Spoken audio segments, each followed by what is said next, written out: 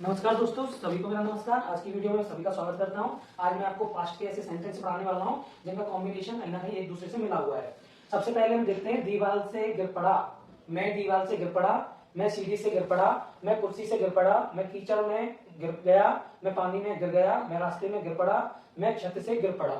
तो इनमें पीछे एक कॉमन सा शब्द आ गया है जिसका मैं यहाँ पर लिख देता हूँ गिर पड़ा, गिर पड़ा या फिर गिर गया, गिर पड़ा या गिर गया। तो इसमें कॉमन सी बात आ रही है से या फिर मैं गिर गया।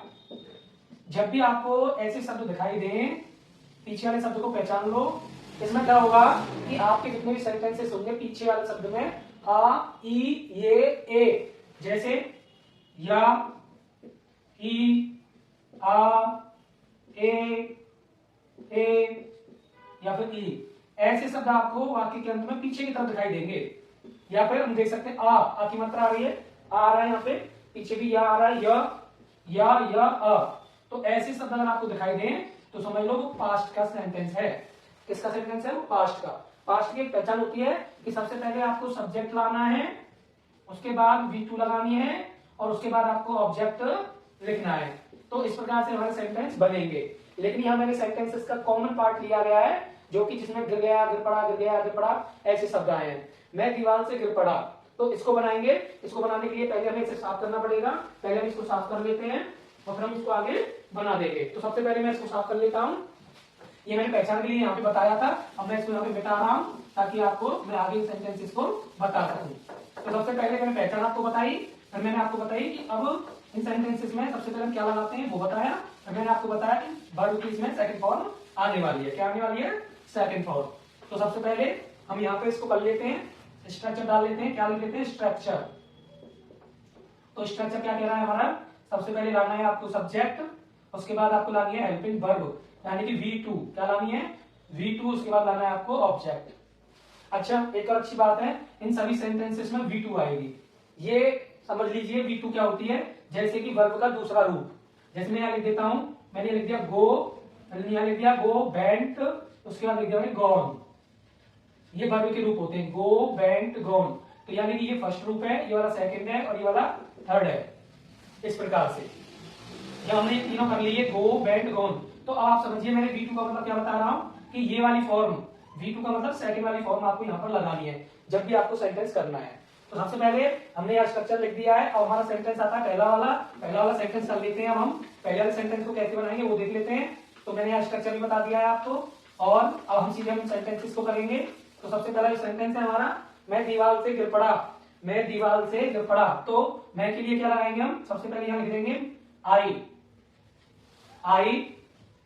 उसके बाद अब हम लगाएंगे गिर पड़ा। गिर पड़ा को क्या कहेंगे भाई? हम गिर पड़ा को कहेंगे fail, second form, fell off.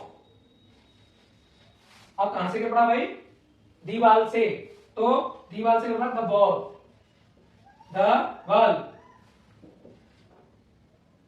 किस पे से? दीवार से, वॉल। किस पे से गिर पड़ा है वो? दीवार से। तो दीवार को लिखते हैं वॉल। I fell of. अब ये यहाँ पे जो फेल ऑफ आया है, गिर पड़ा, इसका मतलब क्या है? गिर पड़ा। और वैसे इसकी फर्स्ट फॉर्म जो होती है वो फॉल होती है, FALL, फॉल। अब हम दूसरा करेंगे।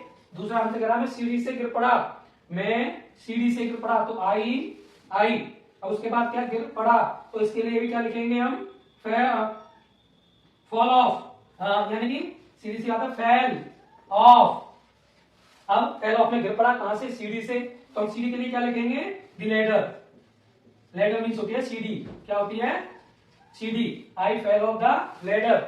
यहां भी अब मैंने यहाँ पे दोनों बार फेल ऑफ लगाया है गिर पड़ा के लिए। किसके लिए? गिर पड़ा के लिए।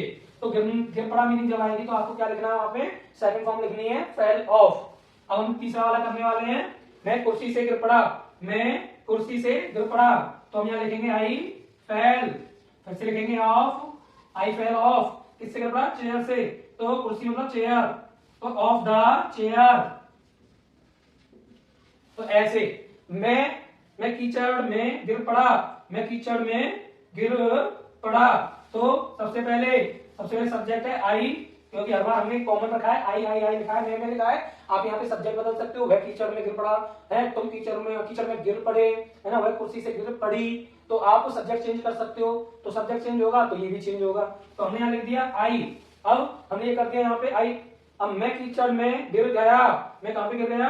कीचड़ में। तो सबसे पहले क्या लिखेंगे हम? आई फेल। आई फेल, हम क्या लिखेंगे? आई फेल। उसके बाद हम क्या लिखेंगे यहाँ पर? I fell off, I fell off, I fail यहाँ पे गिर गया। और कहां पे? In the mud. मड कहते हैं कीचड़ को, किसको कहते हैं? कीचड़ को। कहां पे गिर गया? पानी में। अब यहाँ पे ऑफ नहीं लगाया मैंने, यहाँ क्या लगाया? इन लगाया, इन, क्योंकि हम किसी चीज में गिरे हैं, किसी चीज से नहीं गिरे, किसी चीज में गिरे हैं, कीचड़ में गिरे, पानी में गिरे, ऐसे है ना, हमने अपनी पोजीशन चेंज की। तो यहाँ पे इन और ऑफ ये चेंजेस होंगे थोड़े से। अब दूसरा क्या? मैं पानी में गिर गया, पानी में गिर गया, तो आई फेल, मैं गिर गया, कहां गिर गया? पानी में। अब इनटू द वाटर, अब मैं यहाँ पे लगाऊंगा इनटू द वाटर। तो यहाँ थोड़ा सा चेंज हुआ है, ये हमें चेंज करना है। इनटू लगाया, यहाँ इन लगाया, या ऑफ लगाया, या तीनों में ऑफ है, यहाँ पे इन आया है, यहाँ पे इनटू आया है। तो ये हम क्यों लगा रहे हैं? ये प्रीपोजिशन है हमारी।